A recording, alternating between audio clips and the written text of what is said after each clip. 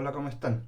Los contenidos que vamos a ver hoy son relacionados con la web. Vamos a hablar brevemente sobre cómo funciona la web.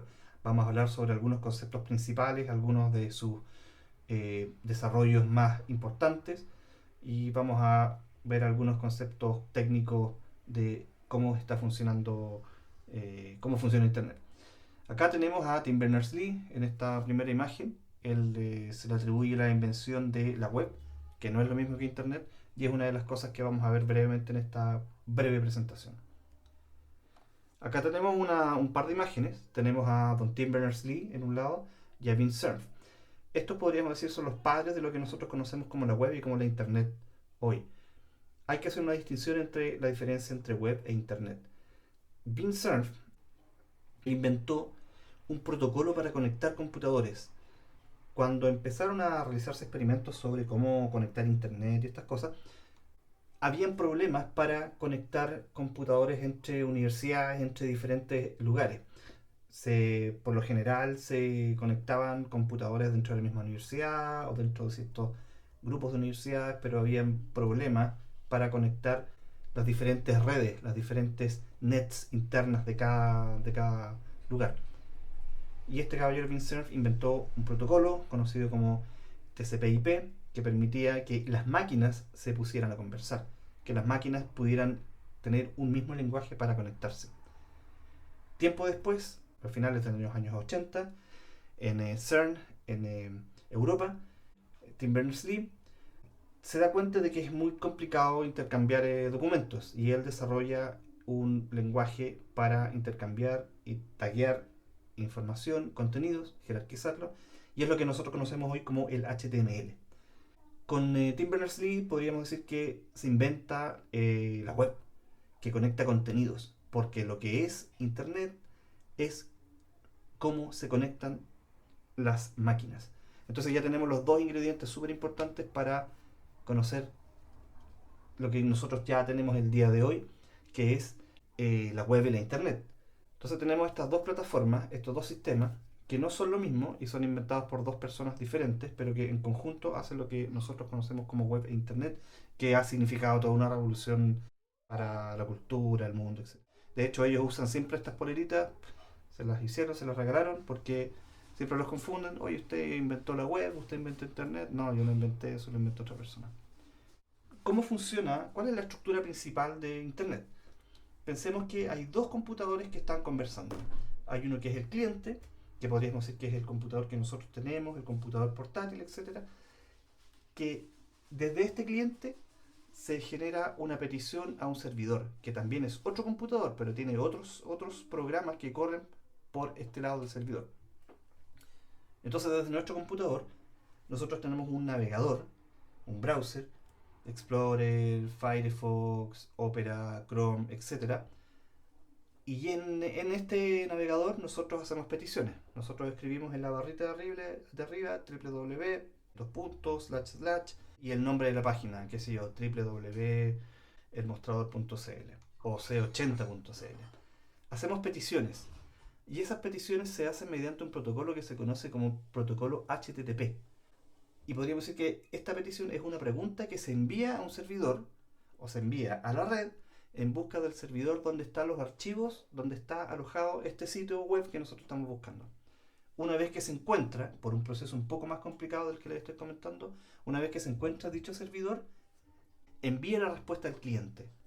Envía la respuesta en forma de página web, ¿ya? En forma de archivos HTML o archivos PHP, etc.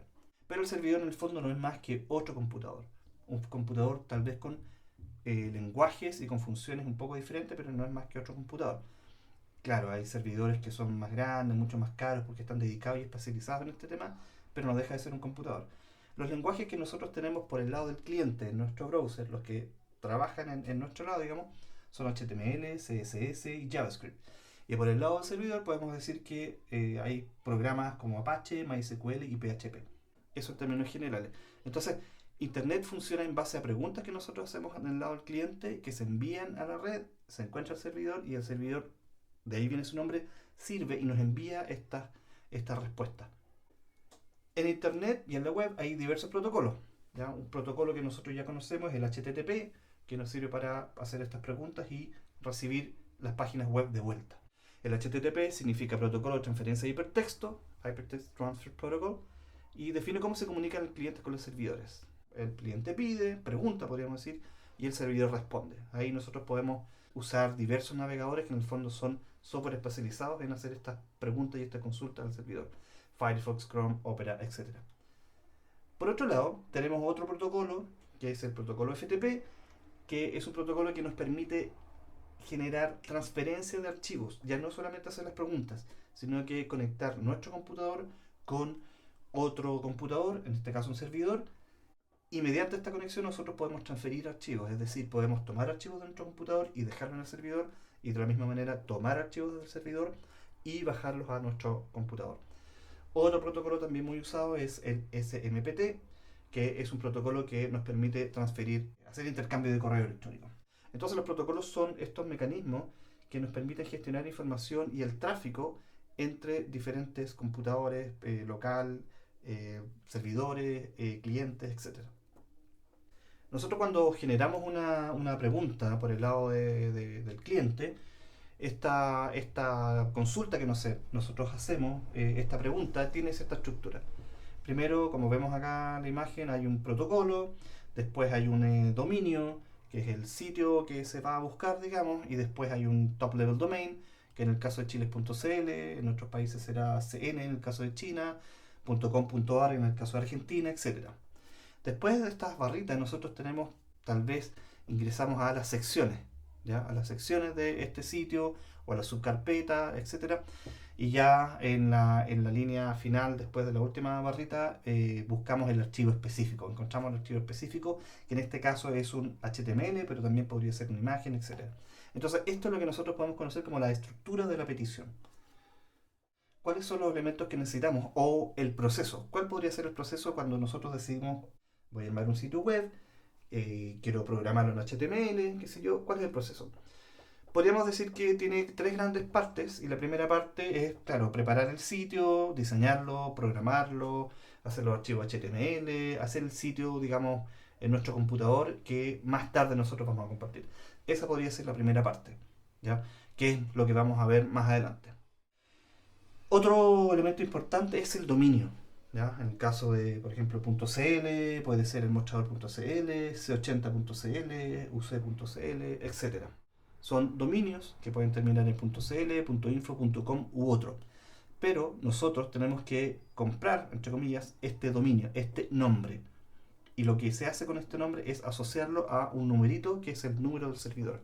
Entonces tenemos nuestro archivo, compramos el nombre, entre comillas, de nuestro dominio, cómo se va a llamar nuestro sitio, pero también necesitamos contratar un servidor, que es un computador donde nosotros vamos posteriormente, cuando tenemos el diseño, en este computador llamado servidor, vamos a alojar nuestros archivos.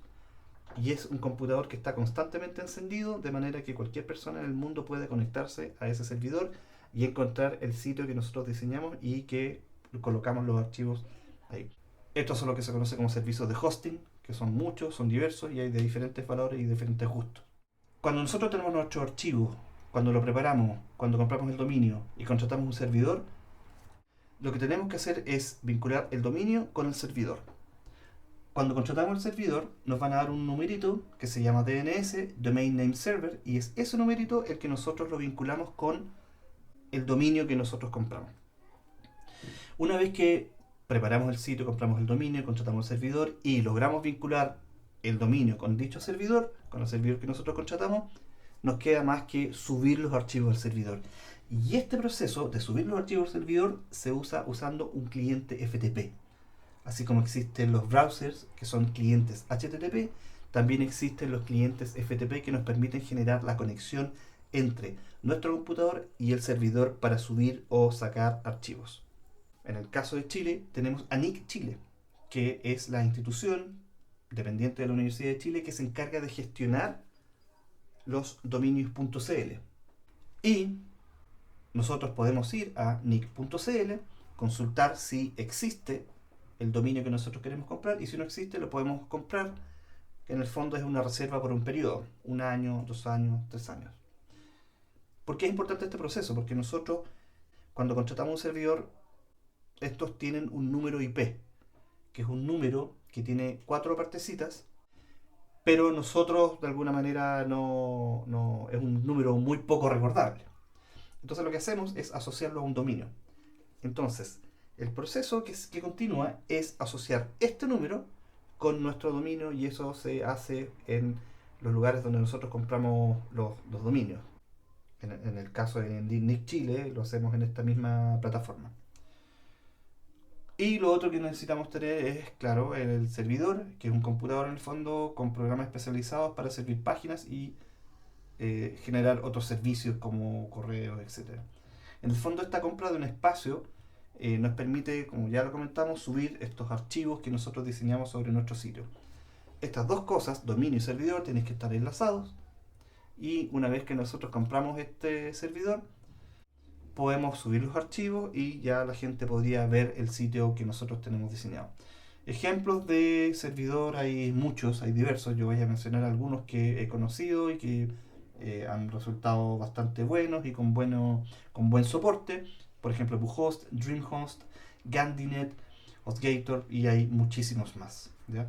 Los valores son súper diversos. Pueden tener un plan muy básico que cuesta desde casi $3 al mes, a otros un poco más caros, pero tal vez para empezar, contratar un servicio básico de unos $3 al mes estaría bien. Abajo también hay un link para que ustedes puedan conocer cuál es su IP. Y con esto terminamos esta breve reseña de cómo funciona la web en términos muy generales y ejemplos muy generales. Hay muchos temas técnicos para conversar de esto, pero con esto yo creo que se pueden dar un panorama de cómo funciona web y la internet.